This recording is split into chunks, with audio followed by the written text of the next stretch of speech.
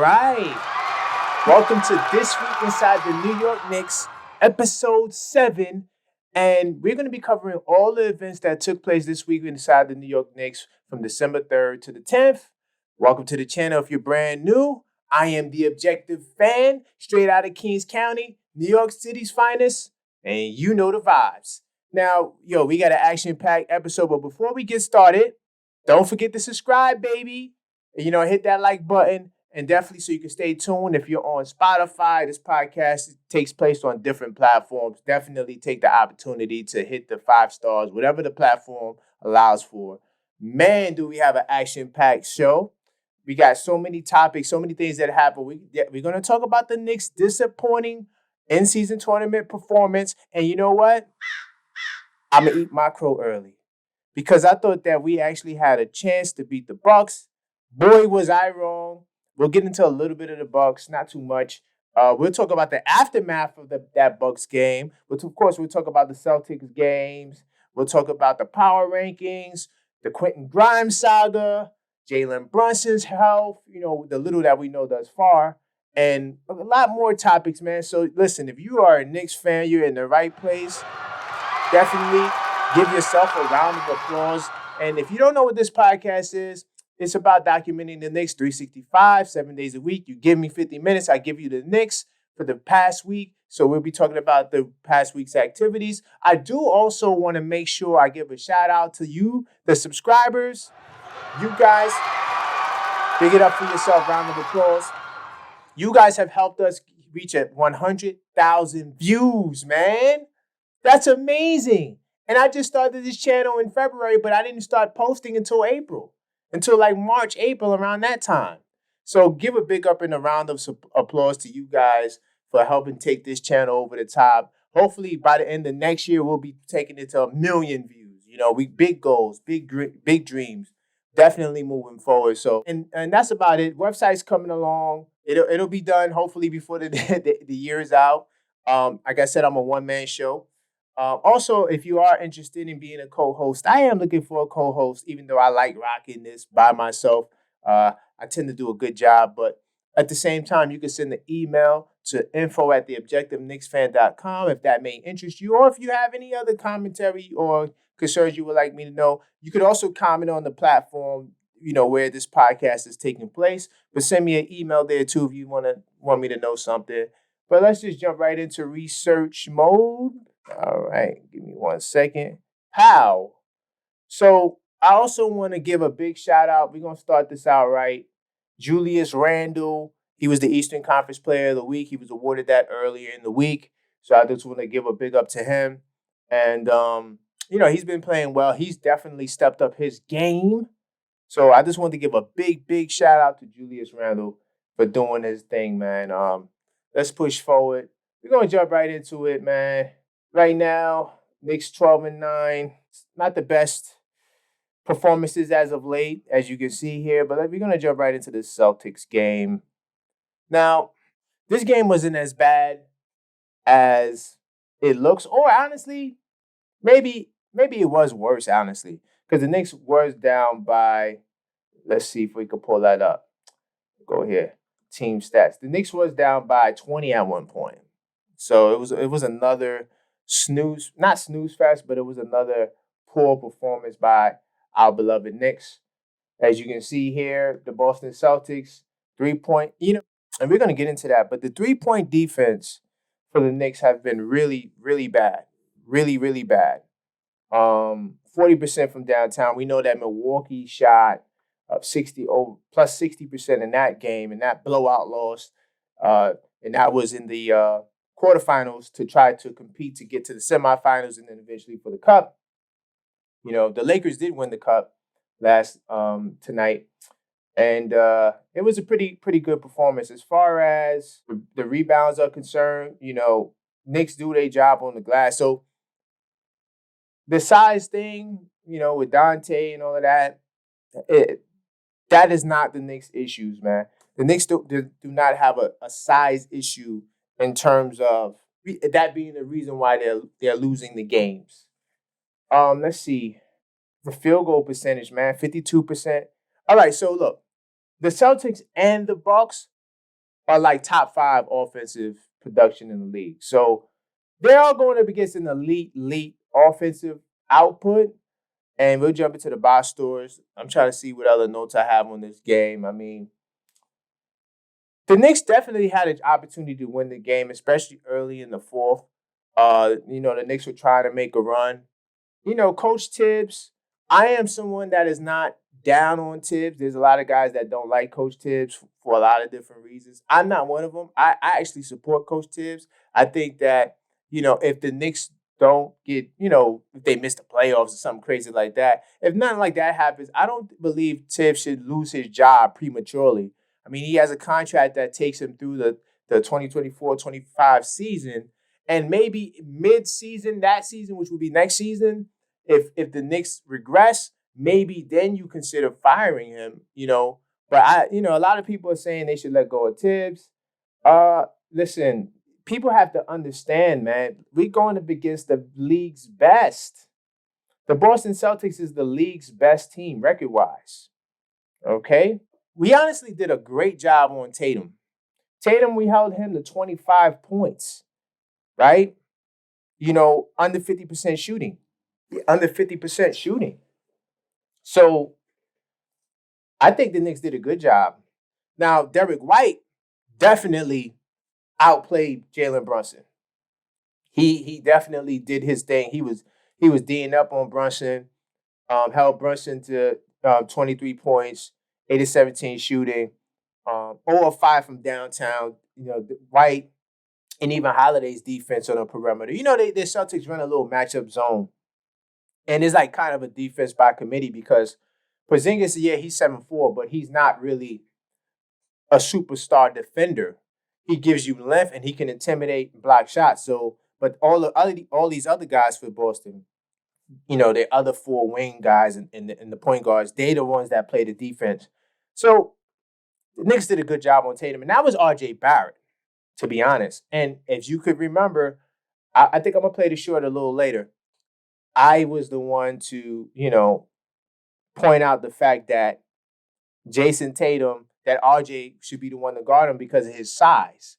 When Hart and Grimes was guarding Tatum was able to overwhelm him with his size. But with RJ out there, it was a little different.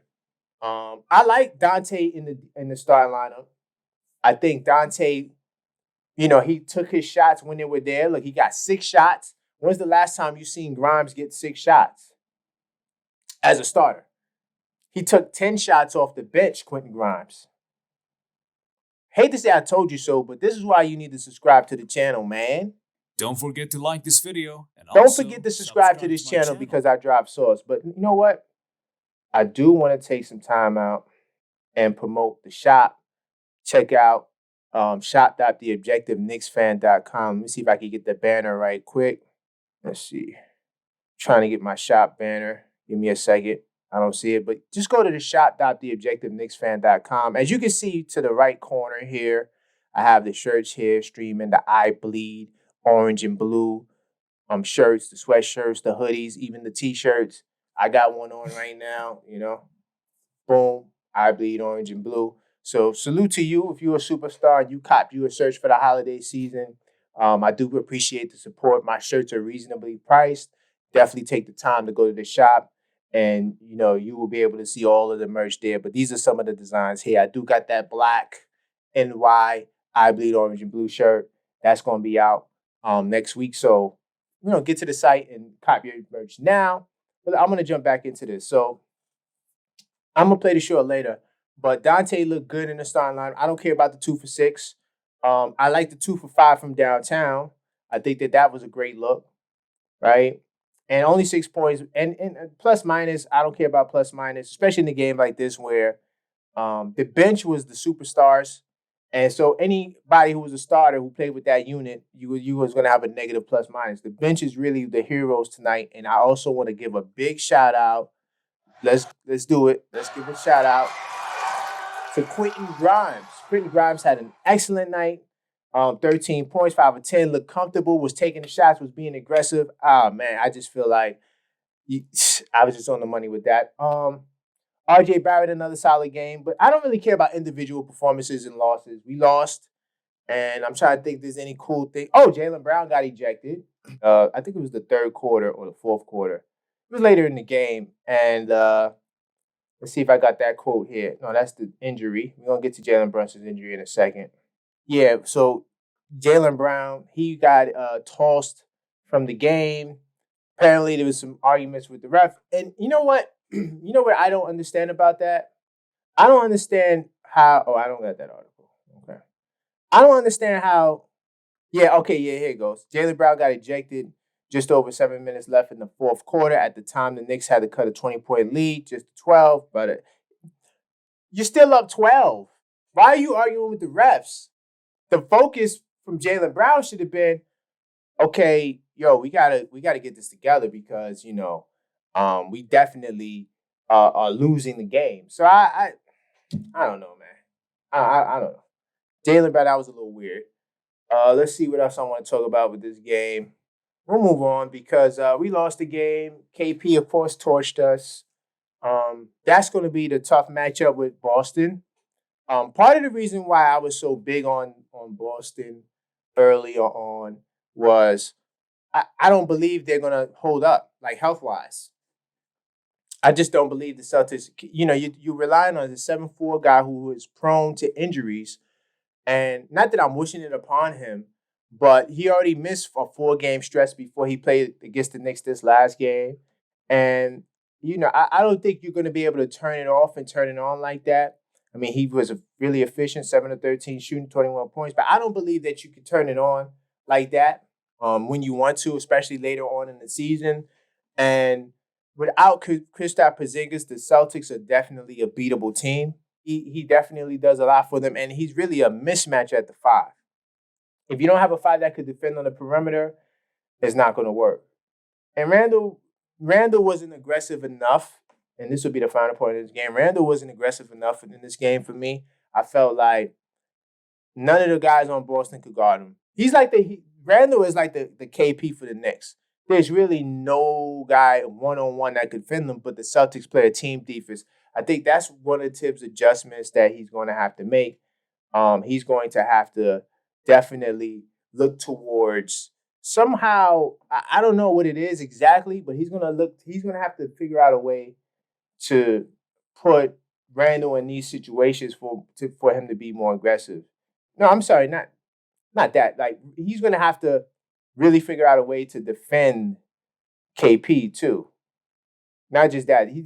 Randle can get his shot off. I shouldn't say that because Randle definitely is coming up a 41-point game. I just feel like during lapses, right? He needs to follow the KP blueprint. It's not that KP's putting up a lot of points. It's just because they also got Jason Tatum. But when you see things are going south, that's when you're supposed to take over the game, So I just wanted to point that out. But we're going to move forward to Jalen Brunson's injuries. People were getting on Coach Tibbs because he played Jalen Brunson, when he was hurt. I mean, in garbage time and he got hurt. So Jalen Brunson was injured when his team had no chance to win. The point guard twisted his ankle with about 20 seconds remaining, and the Knicks was down 12. I want to talk about that. So Jalen Brunson injury was kind of a fluke. It's something that doesn't always happen, but it just happened. And these things are possible because Tibbs has done this all the time. Whether his team is up or down, he always plays the starters, right? So we can't give Tibbs that much flack when he always does this, and this is just the one fluke time in his 4-year tenure where we actually see someone get hurt. I'm not everything Tibbs, but I am saying that we should give the man some grace because this is the first time this happened, and he has no regrets. Coach Tibbs is standing his ground, man. He's like, listen, man, look, it happens. He has no regrets. So hopefully Brunson's not hurt. I'll do another individual video to follow up with Jalen Brunson's health, but we're going to start moving along. Let's see. Right, we talked about Quentin Grimes starting. Let's jump into the bench game. Let me see if I have the short. Let me see. Okay, so before I jump into the Bucks game, this is the short. I did. It was because he was playing with those bench guys. So my logic is, if you put Grimes with Quickley, RJ, when RJ plays with the bench, and then Hart and Hartenstein, Grimes might feel more comfortable in terms of being aggressive and just playing without, any real pressure. Because Grimes starting is a lot of pressure. He has to guard the Tatums of the world, the Lucas of the world. And let's keep it real. That level of pressure defensively takes away from your offensive game, especially if you're not confident. Like, even if you go back to the preseason when Grimes had. So, yeah, I dropped that short before this game. And it's so funny that I used Tatum in an example. And then Boston was the perfect example of Grimes feeling more comfortable. And I just, I did that, like a week or two ago. Not a prophet. I just know what I'm talking about. So I just wanted to play that right quick because we're moving on to the Bucks. Now, the Bucks game, this was disappointing. I mean, what do I want to say about this? Yeah, it just was a poor showing of defense. And I'll take this time to talk about this whole star thing. The Knicks needing a star. First off, if the Knicks get a star, will it be a top 5 star? If you consider, let's say Joel Embiid is a top 5 star, and depending on how Philly finishes the season, because Philly sort of slid a little bit, let's say he's available. Is he the number 1 star on the team? Like, because you got Jokic. People are going to put Jokic, Giannis, maybe even some of the older guys ahead of Embiid because they all won championship. He hasn't won a championship. So that's going to be the next thing. So you trade for a star, your star is not going to be good, even if it's Joel Embiid. So let's say it's Donovan Mitchell. Donovan Mitchell hasn't won anything. You already know that's what they're going to hit. They're going to crucify Donovan Mitchell and say, yeah, he hasn't done nothing, right? You already know that's coming. He's not good enough. Another thing, too, they're going to want success right away. Now, I keep telling you on this channel in multiple videos, especially throughout the podcast, because there's a lot of rumors, and we're going to get to some rumors. But there's this notion and thought that if you get a star, you're going to win a championship. That's going to take time. And because it's going to take time, it's not going to look pretty. The New York media is going to kill you and ridicule you and make you feel, bad. And it's going to take at least a year or two just for the star to get acclimated. And hopefully the star is young enough to still be in his prime in a year or two. DeRozan. And I'm not going to go back there. But you're going to need to take time. And if you do trade for a star, especially if they have a year or two left on their contract, now you put yourself in a position to be in a Brooklyn situation, in a Toronto situation with Kawhi. You traded for a guy that's going to become a free agent. Why not wait until he becomes a free agent? And if he wants to sign with you, great. You get him for 4 years. As opposed to trading for a guy that's a 1-year rental. We don't know will they recommit. And listen, these guys are starting to make $60 million. That's a cap killer. That's a third of your team's salary, half of your team's salary. If you get a guy that's making $65 million, that's not homegrown, because when you got a guy that's homegrown, you can actually go over the cap, and there's certain things you could do to manipulate the situation. But when you got a guy who you're trading for, it completely destroys your team from a chemistry standpoint. I mean, let's look at with the Clippers. The Clippers had a solid team. They won about 45 games last year, maybe 45, 46 games. And they went to they was like a 5th seed in the West, right? And what happened to them? They got bumped, right, in the playoffs because of injuries. Not because of they couldn't, compete. We don't know what they could have done with a healthy Kawhi and just Paul George with the team they had around them. So now they make this trade for Harden, right? Trade a whole lot of the key pieces and guys that were there that were helping them establish themselves. And now look at the Clippers. They got 4 really great, talented Hall of Famers, but they don't got a team. Look at the Phoenix Suns. The Suns are having success now. They're having success now, but now KD's starting to get hit with the injury bug. The reason why the Suns were playing so well is because KD held up and he was doing a lot for that team. The jury's still out on Phoenix, but look at the Nets. I mean, you completely destroy your team, and then it's going to be hard to bring pieces around them, a la Phoenix. I mean, yeah, they got a decent team with Gordon, but they really have a bunch of like individuals that are good, but they don't got a team. They don't got a point guard, even though Booker's been manning that spot. But what happens when Booker goes down? Then you're gonna have two ball dominant guys. Well, I wouldn't say Allen's a ball dominant guy, but definitely Eric Gordon's a ball dominant guy running the point guard. And they got a young kid named Goodwin, but you're not gonna rely on a kid named Goodwin who's never really been in big situations. So this whole trade for a star thing to me is incomplete when you're not looking at it from the big picture. And the Warriors to me have the better example of trading for a star, or not even, they didn't trade for a star, they signed a star. I think signing a star is better than trading a star because when you sign a star, you even if you have to do a sign and trade, you're more than likely not going to have to butcher your team. You're just making the trade to balance salaries and hopefully give the other team that's losing the star player some assets or something so they won't lose them right out.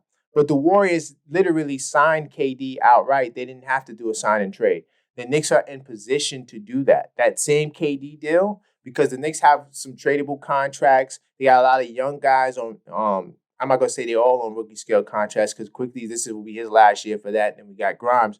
But even still, they got young players with contracts that's movable, and they can easily make manipulations and things they can do to bring guys on the team. I think that that's just a better way of doing things. The Warriors added KD to a 73-win team without losing much of their key guys and still having a team to put around that. They even signed DeMarcus Cousins for like a veteran minimum. But of course, he got hurt and he wasn't really a key contributor. But I'm just saying, like, when you're signing a star, it's better than trading a star. And even if you trade for a star, the teams that do that have had success already, a la Milwaukee trading for Dame. They already won the championship. They already had three All-Stars. The Knicks only have one All-Star, but they got another guy who's on the verge of becoming an All-Star in Jalen Brunson. He should be an All-Star, but he's not right now. So it's a different circumstance. And also, Milwaukee has been going at it for years. The Knicks have only made the playoff 2 out of the last 3 years. Boston has been going to Eastern Conference Finals for 5 out of the last 7 years. So, you don't want to compare yourself to these other teams because they are ahead in their progression. Boston made it to an NBA Finals. The Knicks got another 2-3 years before they get to Boston's level. And not even because the Knicks will have to make multiple Eastern Conference Finals to even match that. So trading for a star, yes, we need a star player, but I think the Knicks need to continue building the course because even when you get the star, it's going to be another 1 to 2 year process. I'd rather you continue winning and putting yourself in a position to sign a star. I think the sign a star model works best. That's just my opinion. Because Jalen Brunson and Randle's next contract is going to be mega. So you're going to have to do something now to make New York appealing enough to get a star to try to commit before you have to give those guys their contracts. So that's a whole nother monkey wrench in the game. But that's all with this Milwaukee game. I mean, they shot the lights out. They shot 68% from downtown. I'm sorry, they shot 60% from downtown. There's no way you're going to beat a team that's shooting a better three-point percentage than they did field goal percentage. This game, no star player was helping the Knicks win this game. That's why I went through my whole star rant because people are saying that, oh yeah, the Knicks need a star, right? And then we're going to jump into this Quentin Grimes saga. So Quentin Grimes, let's see if I got an article here we can read. Okay, good timing. So Quentin Grimes, he honestly was upset over his usage and his shooting opportunities. And this picture says it all. Him looking up at the scoreboard. So, well, honestly, no, this is not the gift from that game. This is actually from another game. But the bottom line is this picture still sums up his whole experience in the last couple of games. I mean, let's pull up real quickly. We're going to go to Quentin Grimes basketball reference because I want to look at his past couple of performances so you can see why that look is just what it was. Let's see, Quentin Grimes. Technical difficulties. I don't know why I did that. Let's clear out the history. All right, let's do it. Quentin Grimes, man. So yeah, boom, this is perfect. I love Google AI search.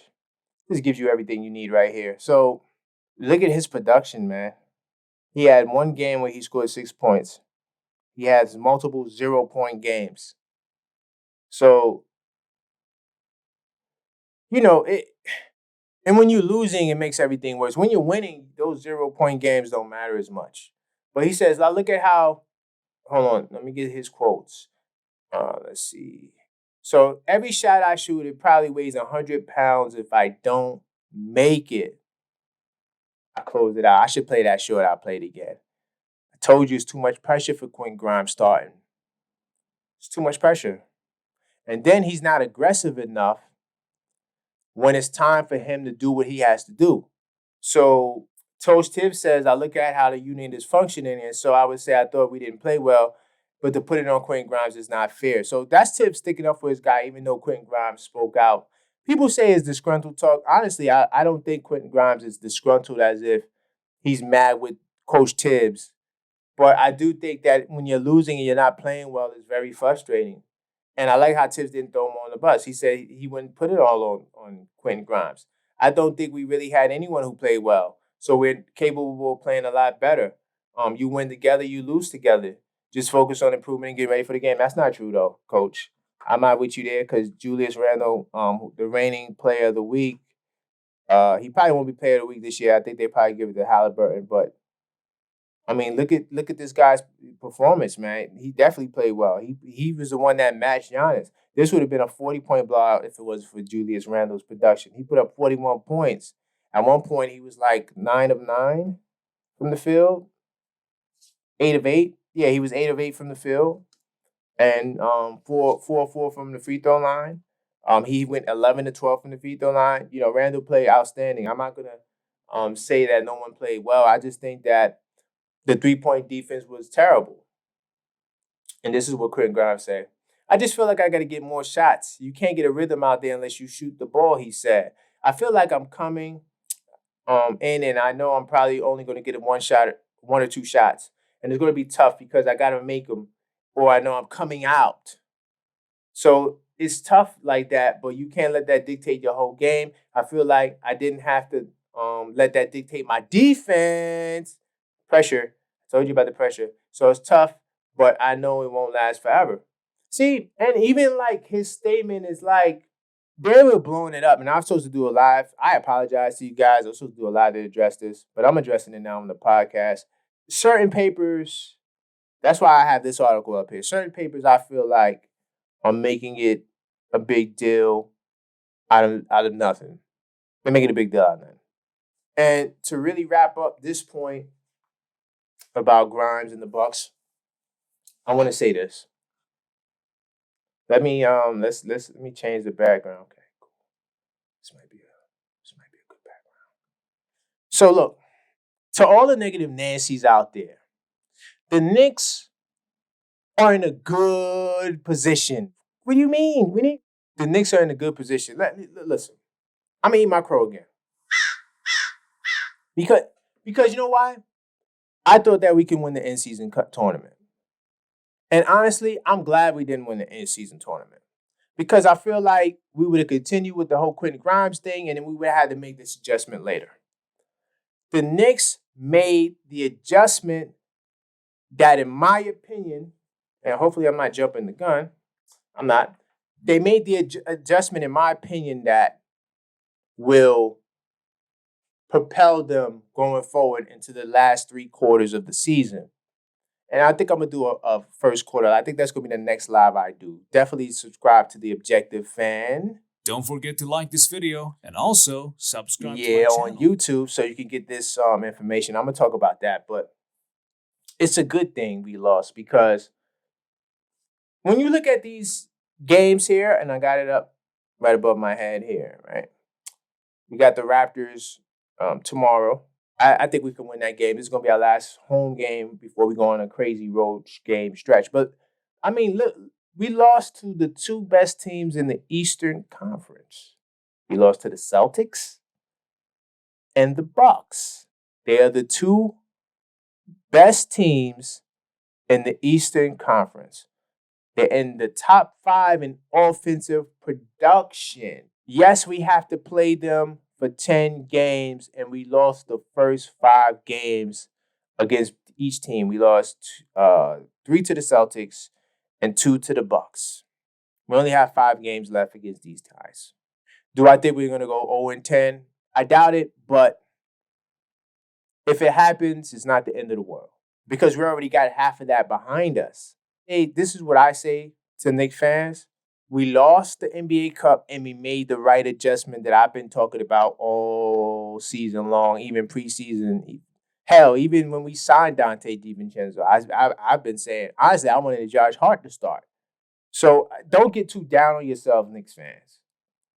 We have a lot of season left. Now, this road trip we're going on, listen, we got to get at least 3 games. I don't want to win all 5 games in the road trip. It's going to be tough, but if we could get 3 wins, we can do that. I mean, let me see if I can pull it up right quick. Let's pull up the Knicks schedule. And then we're going to jump into a little Raptors preview. Let's see. So we got Utah, winnable game. Got to win that Utah game. We start out the trip beating Utah. That's going to be fantastic. Then we got Phoenix, right? Phoenix is going to be another interesting game. We actually owe them. That's going to be a tough one, though. The Clippers, we could beat the Clippers. They're too small. They have nobody to defend Randle. I mean, Tucker is a pretty decent defender, but they don't got nobody to match Randle's exploits. And Tucker doesn't play enough minutes unless they made another adjustment to their lineup. I don't think they did. I think they still start Terrence Mann. Lakers is coming off an NBA championship. The NBA Cup, I should say, championship. That's going to be a tough one. And then we got the Brooklyn Nets. Definitely the Brooklyn Nets is a winnable game. So at least, the Phoenix and Lakers game was going to be the 2 tough ones. But we could easily win 3. And so if we beat Toronto and then go 3-5 on the road, no one's going to care about the in-season tournament. So let's move forward. As far as the Raptors game, definitely a favorite to win. Otto Porter Jr. He's questionable. I don't think he's done much this season. Just to do a little pre-scouting, let's look at Porter Jr. stats. My internet is really slow. I don't know why, but yeah, he's not playing much. So Toronto's pretty much healthy. Let's see if I got So this is the last game against the Raptors. Let's see. So we pretty much beat them handedly. So I know they're gonna come out and they're gonna want blood. They're gonna want because the lawsuit is still ongoing. I don't have no updates with the lawsuit just yet. Maybe in the next episode there'll be some updates. Because typically they'll always go back to the trial. But right now, listen, trials are a long, lengthy process. But Randle, efficient. We need an efficient RJ. I think if we get another efficient RJ, and I think we will, because I think he's over his migraines. By the way, yeah, I was right about that too. I said I was wrong about the Knicks beating the Bucks, but I was right about RJ coming out of his slump.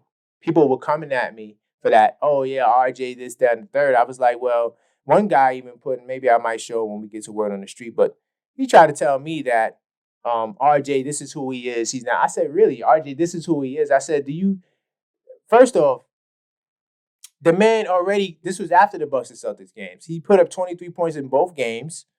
If you average both games, shot over 50% in both games, right? Efficient from the line, like how dumping on RJ. So I think RJ's ready to step his game up. I think Randle has to continue his level of aggression, and Brunson just needs to just be Brunson. It's very simple. I think I got a basketball reference up here. We'll look into this real quick, but Toronto doesn't really do anything that I don't think that we can't handle. From what I could remember after looking at their rankings, and of course this stuff changes pretty frequently, but they don't really do anything at an elite level, in my opinion. They're all right rebounding team. They're 7th in total rebounds, 5th in the offensive rebounds. So we definitely going to have to be mindful of that. Let's see. That's it, really, though. They don't really do nothing else at an elite level. Yeah, they don't really do, in my opinion. They're like a middle, above average team, like a middle of the pack, just missed the playing game type of team. So these are the teams that we've been beating. I think we're 10-0 against these teams. I expect the Knicks to continue that run. So we'll jump into some more stuff. Oh yeah, I want to throw this lawsuit in because we was talking about the Dolan saga in the preseason edition of this podcast. Definitely go back and check that out. Actually, that was the off season, the 2023 off season. You could get all the old episodes on the podcast if you're curious to know about it. But or just go on your podcast playlist. But we talked about Dolan. It was the Dolan episode, and there was a fan who was an attorney. Right, he was banned from entering the Garden, and people were making a big deal about this. And so I just wanted to chime in on this real quick. Diehard Knicks fan. Hold on, let me scroll down. Yeah, diehard Knicks fan could watch the games at Madison Square Garden again after he dropped a lawsuit. And Larry Hutcher, he's a year-long court battle where MSG came to an NC. He was in a year-long court battle. And, yeah, I'm not saying this guy's broke, but he ain't got Knicks money. The Knicks got big lawyers. They're going to drag it out. It's going to be a long situation. So he had to go to Miami to watch the games, right? So this is what the lawyer said. It was not worth continuing the battle. This is what he told the Post, noting that he's been at almost every Knicks game since the ban was lifted. The ban was lifted before the Knicks tipped their new season, right? We talked about that. And he's thrilled to have been able to enjoy the Knicks. Water under the bridge. So I just wanted to follow up with that. This is him. Hey, Dolan can't ban it. That's a cute little sign. So, yeah, I mean, people were coming at Dolan like, oh, he's banning fans. It's so funny, like, up until the NBA Cup game, when the Knicks were playing good basketball, no Dolan. So that's why I don't really care to even talk about Dolan a lot. Let's move a little faster. We get into the bottom half of the show. Let's see. Right, we talked about the Quentin Grimes benching. So we'll move forward with that. Knicks don't expect to land a star in 2024. Yeah, I just want to put this out to say to all the people that, oh, yeah, we got to trade for a star, trade for a star, trade for a star. Knicks don't plan on landing a star during the season, right? As the Knicks hope to land Philadelphia star Joel Embiid, but the Sixers have been playing good basketball for now. The closest they to a star player they believe to be available would be the Bulls stars. I don't know if they're stars. I would just say they're all stars. A star to me is a Jason Tatum. That's a star to me. I mean, DeMar DeRozan hasn't really done much, even though he did win 59 games with the Toronto Raptors. And I think they went to the Eastern Finals or the second round that year. But outside of that, DeRozan hasn't really done nothing. He went to San Antonio. San Antonio, that was the beginning of the end of San Antonio. So the Knicks don't expect to get a star. Let's move forward. There's no stars available right now. Now, a lot could happen, but I already went through the whole trading for a star scenario. I think that, especially if you're trading for a disgruntled star, you have to be careful. Like, why is this guy disgruntled, right? Why does he want to leave? Will he destroy your team? I don't know. Let's see. Knicks unbothered by trade pressure. First, we're never going to be good. Now we're good. Now we're not that good enough. And these guys, I'm glad they got a group of guys they got because RJ, Jalen, Julius especially, they unfazed by the media. Listen, man, the rumors don't bother these guys. And even Immanuel Quickley, who was uncomfortable when they talked about his contract extension, even he was like, listen, man, I'm just here to hoop. My agent handles that. So RJ said, he's the one that said this. First, we're never going to be good. Now we're good and nowhere good enough. I think that having the best player, we do well for ourselves. I agree with RJ. I think that, the Knicks are competing every night, regardless of who's on the floor. I mean, Barkley said the Knicks haven't made any significant roster additions over the last 3 years. And for that reason, they will have the same result as the last three. First off, Barkley, what are you... Whew. All right. We going in. The air horn means we going. First off, Mr. Barkley, you was the one that said last year that Jalen Brunson was one of the greatest free agent signings in history. So how can you get on TNT? And this is what I'm saying. Like, This is why we do the live play-by-plays. By the way, the live play-by-plays will be coming back in 2024. So you got to subscribe. Hold on. Let's just do it. Don't forget to like this video. Gotta subscribe and to also get that. subscribe to my channel. But come on, man. Mr. Barkley, you was the one that was praising the Knicks for getting Jalen Brunson. So how can you say we didn't do nothing to improve the roster in the last 3 years when we actually made an improvement last year? We went from 37 wins to 47 wins. We started last year's season 10-13. So we already eclipsed that mark. Knock it off, man. We lost to the Bucks and the Celtics, the two best teams in the East. I never doubted that. I never denied that those two teams are the best. Kenny Smith said that they never have the best player on the floor. I mean, going as far as saying that they don't have a player better than Orlando's second year, Paolo Banchero, I disagree with that. I think Paolo Banchero has great upside. He has greater upside than anyone on the Knicks. But Julius Randle right now, I'm taking him over Paolo, even though the Orlando Magic's. And the only reason I'm saying that is because Randle has done this already. Paolo's trying to get to where Randle is, all-stars, all of that. Multiple all-stars, all of that. So I'm not saying Paolo won't be better than Randle. I'm just saying right now, the more polished player would be Randle with all of his experience. I think Randle was 10 years in the league. How you put a guy that has 8, 9, 10 years in the league to a guy who's just in his second year? I disagree with that. But if you take Orlando Magic, the same thing could be said about them. Matter of fact, let's do it. If you look at the Orlando Magic and you say, okay, let's see if I can get the standings. And you say, let's see, my internet is so slow. Sorry about that, guys. No, that's not going to work. Yeah, full standings. All right. So, Paolo Banchero, amazing.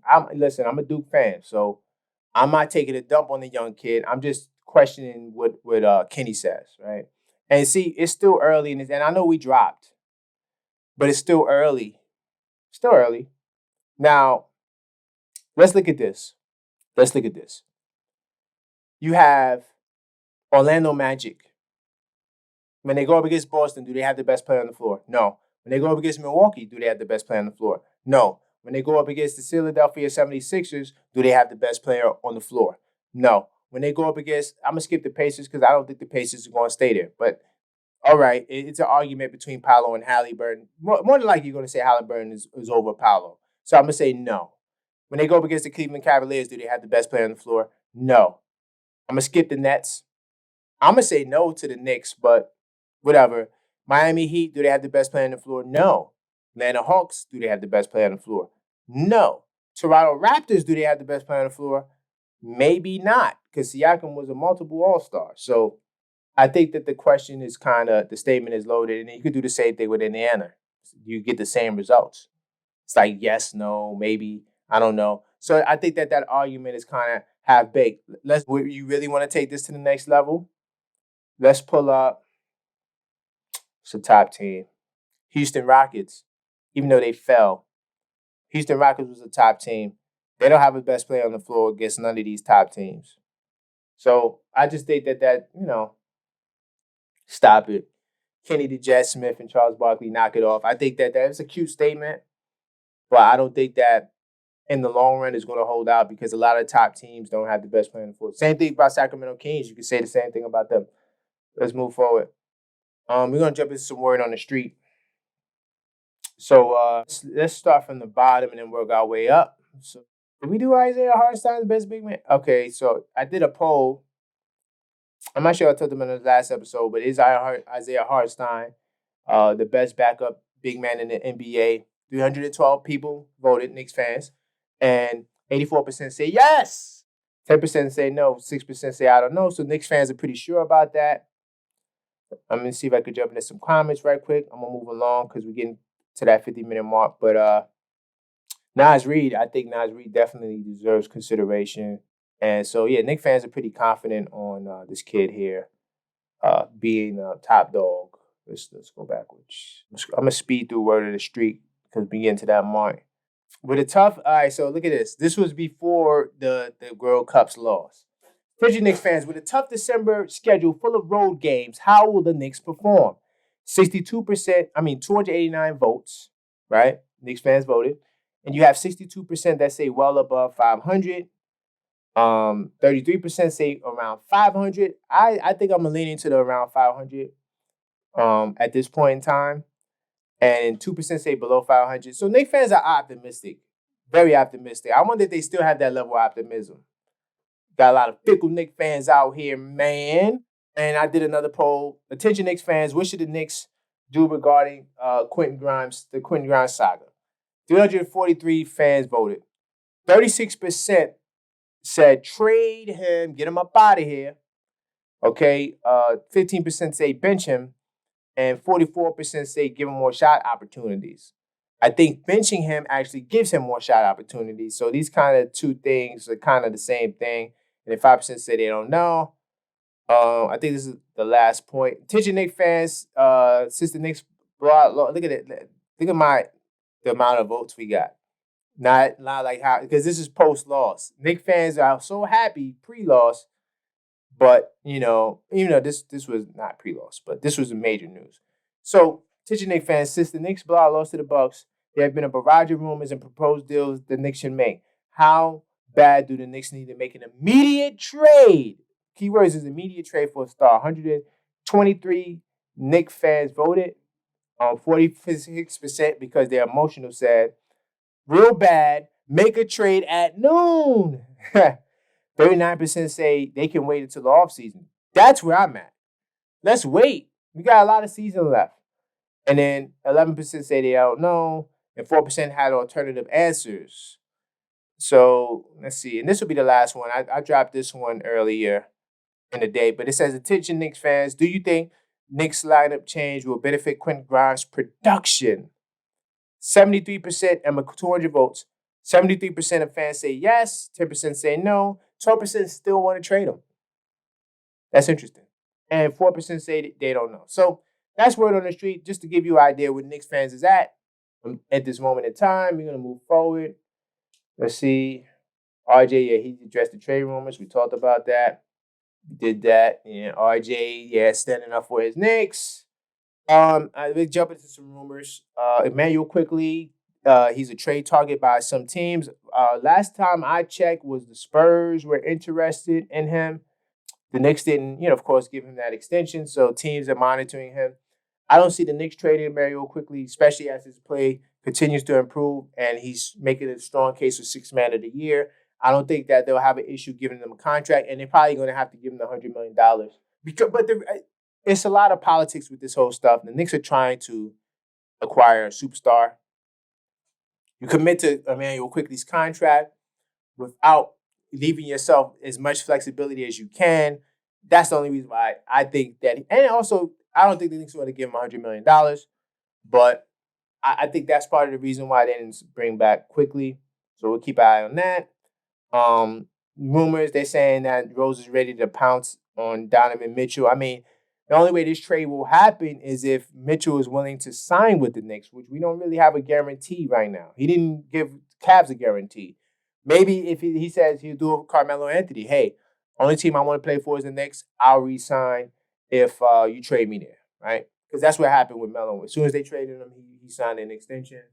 Let's see, of course. Knicks are not interested in LaVine and DeRozan. And LaVine is this whole agent thing. He's with, I think, Clutch Sports or something like that. So, LaVine has made a comment early in the offseason. And that's why this podcast is great, because we already get to the bottom of this. And to all the people that listen to the podcast every single episode, you know that this is not new news. Zach LaVine doesn't want to come to the Knicks, and the Knicks are not really interested in him too. Same thing with DeRozan. We already covered DeRozan in the last episode, but they're still. I mean, we lost to the Bucks, so everything is going crazy. Let's see. Jaylen Brown blast the refs. Okay. Yeah, we talked about that. Moving along. Anything else? Let's see. Oh, okay. So this is the OG Anunoby trade. Now we know Raptors lawsuit. This is not going to happen, but I just wanted to get this little update. So what are the Raptors going to do with Pascal Siakam, OG Anunoby, and Gary Trent Jr.? They have expiring deals, right? And so I think all three of those guys are going to be up out of there. That's another reason why the Knicks stay patient. The Raptors are going to lose. These three guys are not re-signing with the Raptors. OG Anunoby, Pascal Siakam and Gary Trent Jr. will be on the market. Now, the Raptors can I think OG's he's a restricted free agent, so they can hate. But at the same time, we've seen players, price themselves out and go, especially if Toronto's trying to rebrand, restart. Maybe they'll be more open to doing a sign and trade with the Knicks next season. But Pascal could easily walk. Now, the Knicks made a play. Check this out. For Anunoby last winter, league sources say. I don't know the credibility to that, but hey, I believe it. I believe it. But Toronto never engaged in serious discussions to trade away the two-way stud. So just wanted to give an update with OG. Of course, Pistons had no immediate plans to trade Bogdanović, so we can shut that down. Right? This is according to reports. Ian Beckley from SNY, that's what he's saying. He's reporting.